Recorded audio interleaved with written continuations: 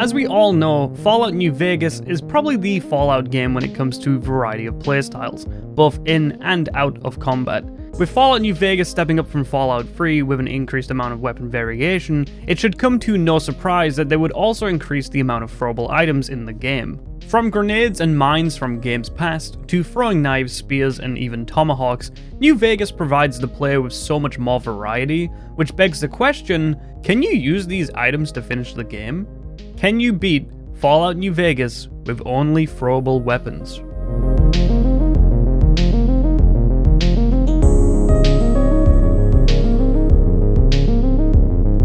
Now, before we start, I want to address the fact that you can actually beat Fallout New Vegas without killing a single enemy. This is true, you can. If you go for the yes man ending and avoid all of the conflicts and interactions with any faction outside of meeting them, you can roll up to the dam without doing almost anything, and just speech check your way out of the final fight with Legate Lanius, thus making the completion of Fallout New Vegas with any weapon type basically easy.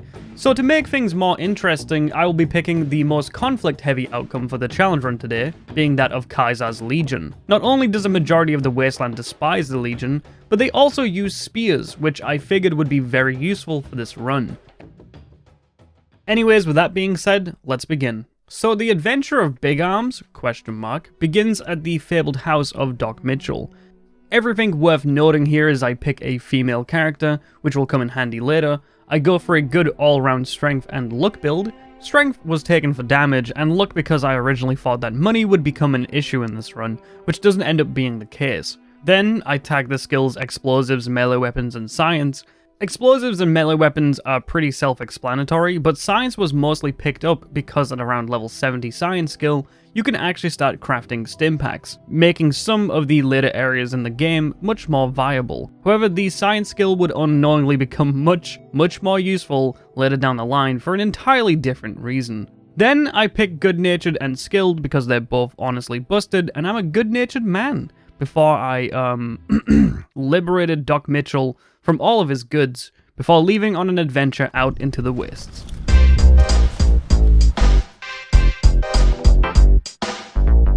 Immediately my mind is pulled to Easy Pete for his explosives, but I don't want to exactly kill him for them, so I set about doing the tutorial to start the Ghost Town Gunfight quest, where you can actually convince Pete to share his dynamite with the player. However... Now, see the sarsaparilla bottles on the fence there? Take this and try to hit a couple of them. Yeah, I can't use the varmint rifle, so instead, I have a different plan. We head straight east into Powderganger territory, where I take a few extra explosives from the locals before momentarily heading south for more Powderganger explosives and even a few mines situated around Prim. Once stocked up on some unstable munitions, it's time to head up north through Hidden Valley and Black Mountain before venturing all the way to the Gunrunners outside Freeside.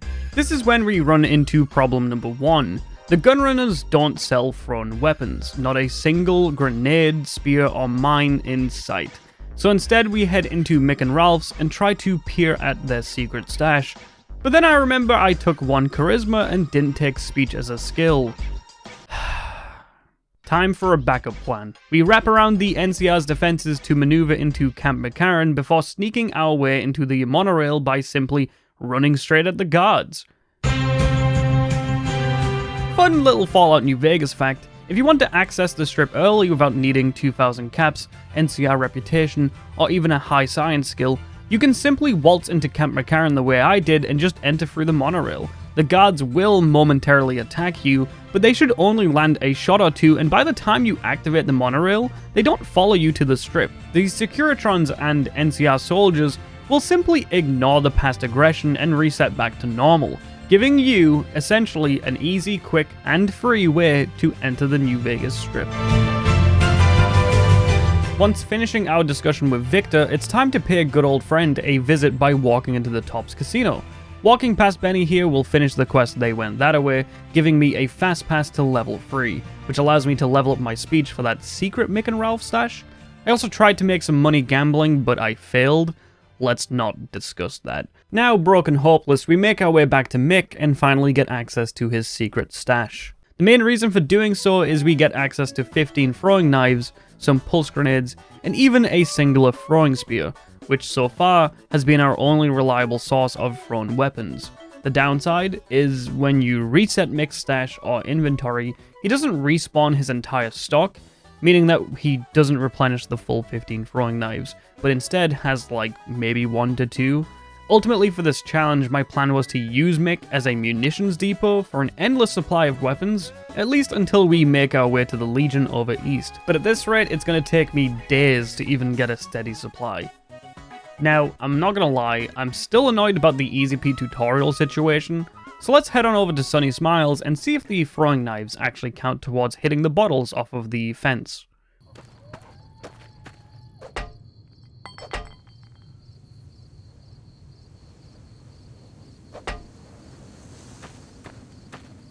Everything all right?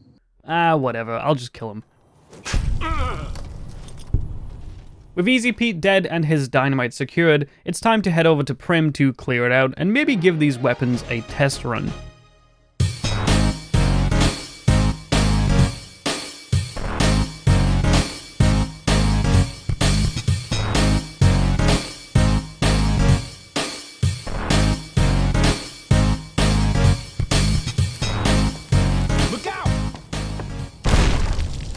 Overall, the locals didn't put up much of a fight, and honestly it was pretty fun to just use the throwable items and give them all a little test. So far, my favorite item has been the throwing knives or the frag mines, due to the mines themselves having a consistent placing method, at least when compared to the grenades in this game.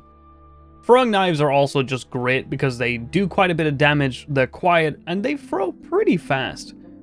With Prim cleared out, I quickly headed south once more to make my way to Nipton to meet up with one of my bros in arms, but I was also short on weapons at this point, resulting in me cowering for my life before making it into the city. This is the one downside to a thrown items only run, being that of supply. Some enemies will take around 2 to 3 weapons to kill, and you don't get these weapons back really fast. Whether you're throwing a spear or a knife, there is no way to retrieve these base game, meaning that the task of clearing out Prim and killing 7 to 8 bandits actually nearly bankrupted me of all of my weapons. Finally, I met up with Vulpes and the gang before heading back to revisit Benny. Hardly even know how to fight. They hardly even know how to fight. Now, my original plan here was to sneak in some throwing knives that I bought from Mick and Ralph, but I only had 1 knife left. Whoa, careful! So with that plan down the drain, it was time to utilize my greatest power. A tool so strong, it would devastate the physical being of Benny himself. What in the goddamn? Now, I don't know if you guys would classify using my sexual organs as a throwing weapon, but I would simply just disagree. See, I threw myself on Benny just like how I would throw a grenade or throw a throwing spear. I too leaped into his arms before snuffing out his life. So I think it's fair. One can see themselves as a weapon of warfare, and I too was thrown into his bed. With Benny dead, we finally were able to get the Mark of Kaiser, giving us access to Cottonwood Cove and the fort over at the east, meaning we potentially had a good supply of spears at hand to continue our quest of dominating the wasteland. One last vendor run to restock up our supplies, and it was time to head out to Kaiser's camp. The journey southeast was a pretty rough one. There was no shortage of raiders and mysterious bugs that would constantly attack me at any given chance, but I found a few various ways to discourage them from doing so. I made a small stop by Novak to purchase some more grenades and mines from Cliff Briscoe before heading down southeast one last time. A small amount of rock climbing later and we were in the small camp of Cottonwood Cove, giving us direct access to the Legion fort. Finally, we were able to reach our home. It was here where I finally met the man himself, Kaiser.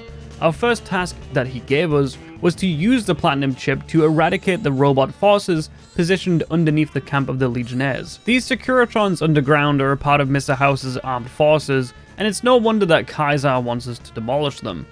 However, doing so would release 4 sentry bots onto my position, which honestly would just decimate me at this point.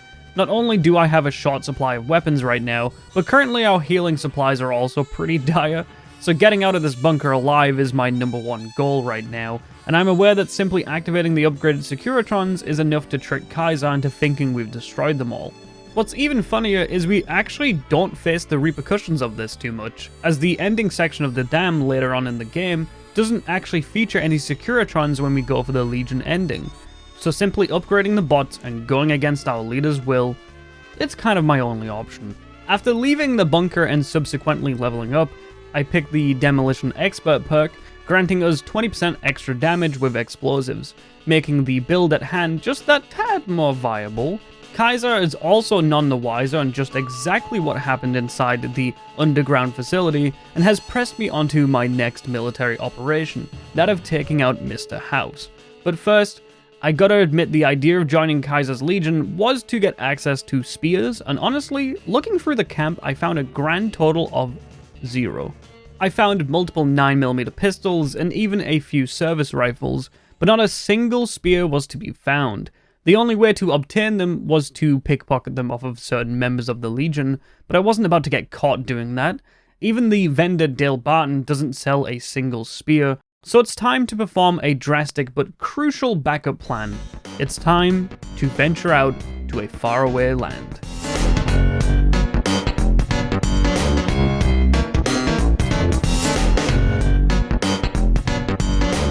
Honest Hearts is a DLC formed around the tribal feud between the White Legs tribe and the Dead Horses tribe. As the Dead Horses have been pushed back all the way to Zion, a few White Leg raiding bands have followed suit and are punishing the locals with endless war and destruction. And what do we stand to gain from all of this? Well, some throwable weapons. After being introduced to the locals, we take down a few of the mischievous bad boys before being rewarded with a handful of tomahawks. This is what we came for. A majority of the tribal enemies and allies in this DLC will have some form of thrown weapon, like a tomahawk or a firebomb, giving us easy access to a deep supply of vital munitions, which is slowly becoming a theme with this entire challenge. After venturing out and meeting Joshua Graham, the Burnt Man, we can actually utilize him as a vendor as well, as he sells a few thrown weapons here and there too. A cool side note to this is that once we finish the DLC for Honest Hearts, the Gunrunner's Arsenal vendor will actually sell Joshua Graham's entire stock, allowing us to continue our supply of thrown munitions. After buying almost every grenade and tomahawk available, it's time to collect a few relics of the past before continuing the story. Honestly, nothing much really happened here. Most enemies I ran from unless there were some of the feuding local tribals, then which I killed them for their weapon drops, but two really unfortunate things were slowly becoming obvious to me yet again. One, I would usually use around 2 weapons to kill a single person, who on which would have a chance of possibly dropping me around 2 to 3 more weapons. This wouldn't be a problem if I was getting lucky, but I really wasn't. And number 2, I was really underleveled for this DLC. I entered at the level of 7, hoping I could breeze through and just loot as I went. However, a few enemy encounters forced me to run dry on both healing items and offensive items, which left me feeling like this challenge was becoming somewhat impossible. Fallout New Vegas is a game that facilitates a lot of different playstyles, and they obviously included throwable weapons as both a nod to the original 2 isometric Fallouts, but also to give melee combat some range and variety. The problem? The game simply doesn't give you enough of these tools. I'm talking about spears, throwing knives, and tomahawks. These items are only useful for dispatching one foe at a time, and the game usually will only sell to the player around 2 to 3 of these at a time. That's barely enough to kill one person. Add on top of that my plan on finishing this game under Kaiser's Legion, I was really feeling like this was becoming an impossible task. It's here, in Honest Hearts, that I hit level 8 after handing in a quest to Daniel, before realizing that one single perk, would unknowingly shift the balance of this entire playthrough. I'm talking about the level 6 perk of Mad Bomber.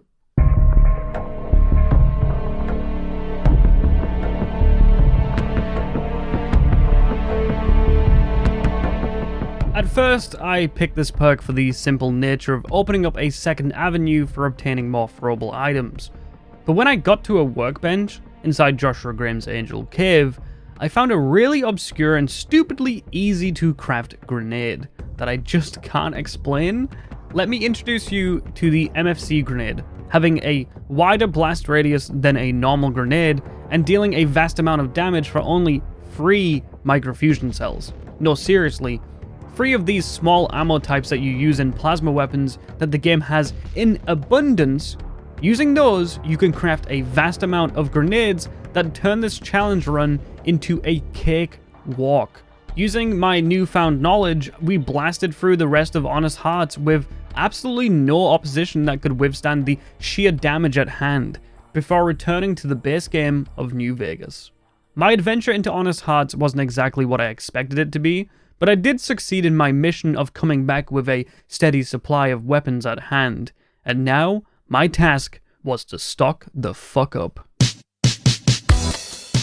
Chet, Mick and Ralph, Van Graffs, Dead Brotherhood of Steel soldiers,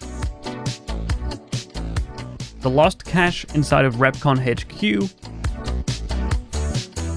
and purchasing microfusion cells from Blake at Crimson Caravan, alongside the science perk which lets me convert energy cells and other weapon types into microfusion cells, was enough to net me a total of 963 microfusion cells, which resulted in 321 grenades.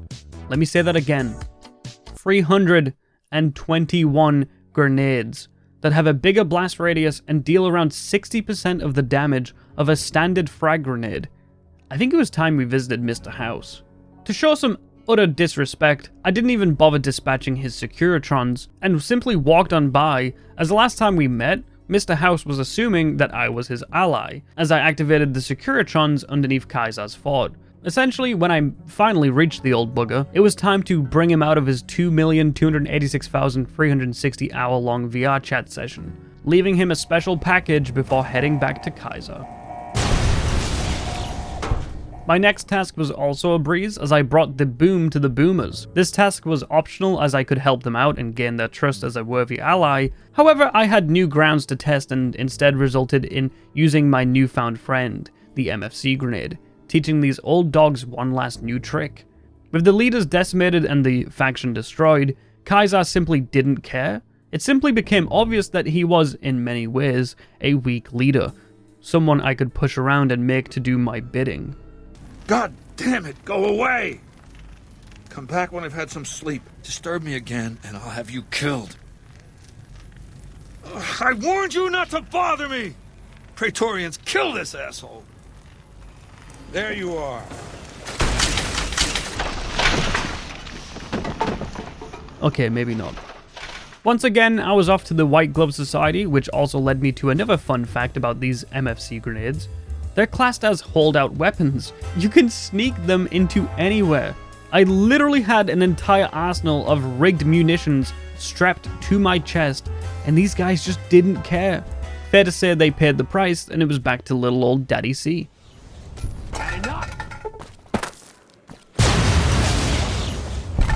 Murderer! Kaiser was starting to see me as a mighty ally, maybe even a friend, which is why he then tasked me with destroying the Brotherhood of Steel. This would, simply put, be the hardest challenge of the entire playthrough, as the Brotherhood of Steel are really strong, so I had to use my brain and think out of the box for this one. My goal was to become their friend, their only source of hope, before stabbing them in the back and sneaking out under the cover of night. Nah, I let my MFC grenades do all the talking. I actually died here a lot, with the Brotherhood of Steel being one of the hardest opponents yet. The Gauss Rifle was tearing me apart, and their power armor was also very defensive against my little old grenades. However, I did manage to push through and eventually break out, killing all the members of the bunker, looting all of their precious microfusion cells, and crafting myself another round of mighty grenades. I was becoming unstoppable, equipped with more explosives than the boomers tenfold. It was getting out of hand. So I gave myself one condition for the next quest. I could only use spears. However, luckily my next quest was to assassinate Kimball, and honestly all it took was a single spear, so that was lucky.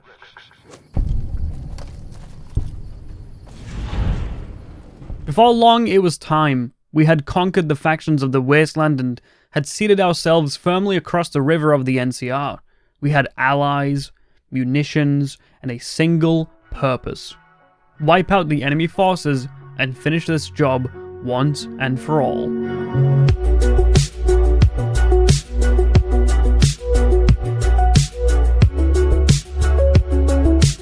Whilst the footage of this final battle plays, I have but one quote to give. When I rushed to meet the insulting foe, I took the spear but left the shield. My damage output was strong and fierce, but I left myself continuously open to deadly attacks, and a barrage of damage would usually kill me instantly. Constantly throughout this run, I had to heal myself through scraps of food or even the odd water source. However, the task was close to done, and eventually we clambered to the final steps where General Lee Oliver stood. It was here where the battle ended, and it was here where we finally finished the challenge.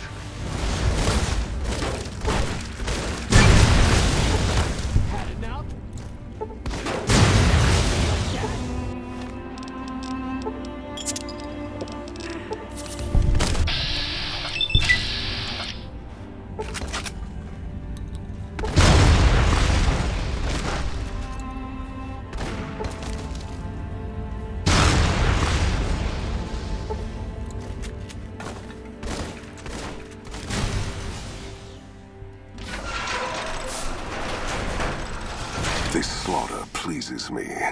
No act is more sacred than consecrating a site in the blood of one's enemies. If you liked the video, consider subscribing. We're very close to 50k subs, and that would be pretty awesome. This challenge video was inspired by the real challenge run I did live on my Twitch stream. If you want to watch the VODs of that, they're over on my second channel, which is called Itsjabo's Dumpster. That was actually done completely without dying too. Or you could head on over to my Twitch and join the active community we have over there. As always, more content to come, and I'll see you guys next time. Goodbye.